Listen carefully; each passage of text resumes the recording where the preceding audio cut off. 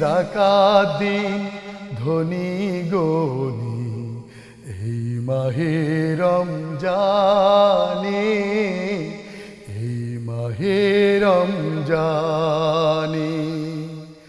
আলহামদুলিল্লাহ, ওয়াসসালাতু ওয়াসসালামু আলা রাসূলিল্লাহ ওয়া বা'দ।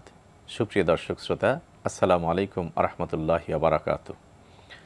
নগদ ইসলামিক নিবেদিত পবিত্র মাহে রমাদান উপলক্ষে আজকের আয়োজনে আপনাদেরকে স্বাগত জানাচ্ছি। আমরা আজকে দারিদ্র্য বিমোচনে জাকাতের অবদান বিষয়ে আলোচনা করব।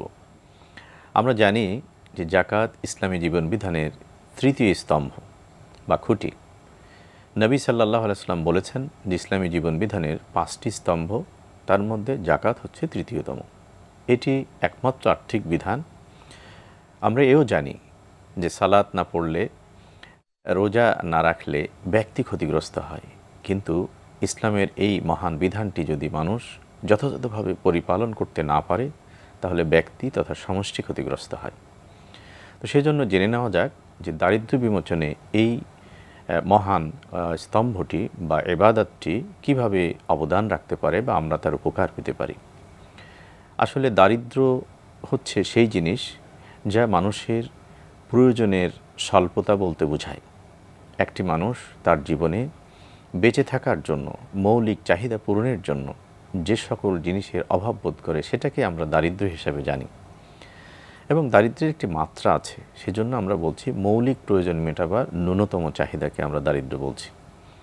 এক্ষেত্রে জাকাতের অবদানটা হচ্ছে আমরা পেতে পারি এভাবে যে আসলে জাকাত তো একটি বিধান, এটিকে জাকাত দাতা এবং গ্রহীতার পরিপালন বা বাস্তবায়নের উপরে নির্ভর করবে এর উপকারিতা অপকারিতা। গত 3 বছর ধরে নগদ ইসলামিক MFS অ্যাকাউন্ট আছে আপনাদের সাথে।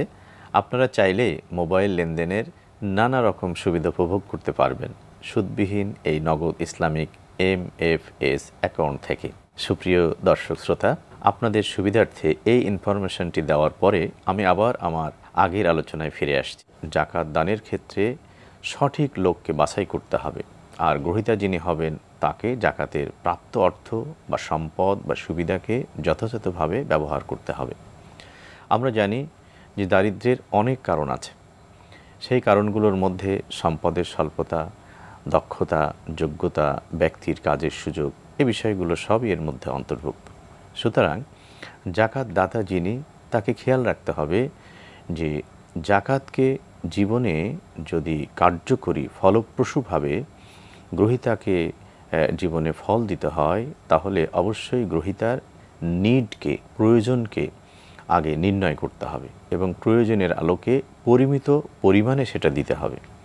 কিন্তু আমাদের সমাজে আমরা দেখি যে জাকাত দানের ক্ষেত্রে আমরা র্যান্ডমলি অ্যাজ এ হোল একটা অ্যামাউন্টকে ঠিক করি, গ্রহীতার প্রয়োজন আছে কি নেই সেখানে আমরা নজর কমই দিতে পারি। সচরাচর জাকাত দাতা তার একটা পরিকল্পনা করে নিজের ইচ্ছা অনুযায়ী একটা কমন পরিমাণকে ভাগ করেন এবং সেটা কখনো শাড়ি লুঙ্গি অথবা কোনো উপকরণ দিয়ে দেন অথবা কখনো টাকা পয়সা দিয়ে দেন, কিন্তু কখনোই গ্রহীতার উপকার হতে পারে কোন জিনিস, গ্রহীতার প্রয়োজন কতখানি সেটুকুকে নির্ণয়ের সুযোগ হয় না।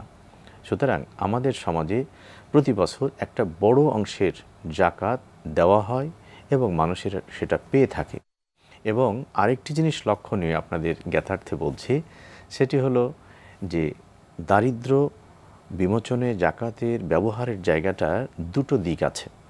একটি হচ্ছে মানুষের দৈনন্দিন চাহিদা মেটাবার জন্য জাকাতের সম্পদকে ব্যয় করবেন, আরেকটি হচ্ছে মানুষের দীর্ঘস্থায়ী প্রয়োজন, দূরবর্তী প্রয়োজন মেটানোর জন্য, অর্থাৎ যে প্রয়োজন একজন মানুষকে কর্মক্ষম করবে বা কর্মক্ষমতায় কাজে লাগবে, ইনকাম জেনারেটিং অর্থাৎ উপার্জনক্ষম করবে।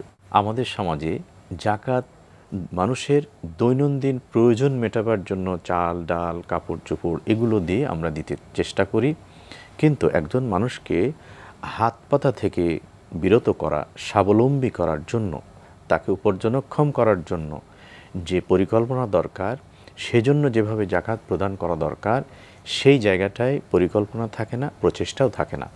সে কারণে আমাদের সমাজে জাকাত দেওয়া হয়, কিন্তু জাকাত একটা মানুষকে দারিদ্র্যমুক্ত করে, স্বাবলম্বী হওয়ার জন্য, দাঁড়াবার জন্য যে সহযোগিতা করে, এবং জাকাতের যে কল্যাণকামিতা, বহুমাত্রিক কল্যাণকামিতার একটা অন্যতম জায়গা হলো যে জাকাত একজন বঞ্চিত মানুষ, ফকির, মিসকিন, অভাবী, যে জাকাতের যে সুনির্দিষ্ট 8টি খাত আছে, এই খাতের মানুষগুলোকে ঘুরে দাঁড়াবার, তার প্রয়োজন পূরণ করবার, দৈনন্দিন এবং দূরবর্তী প্রয়োজন পূরণ করবার জন্য সুযোগ করে দেবে।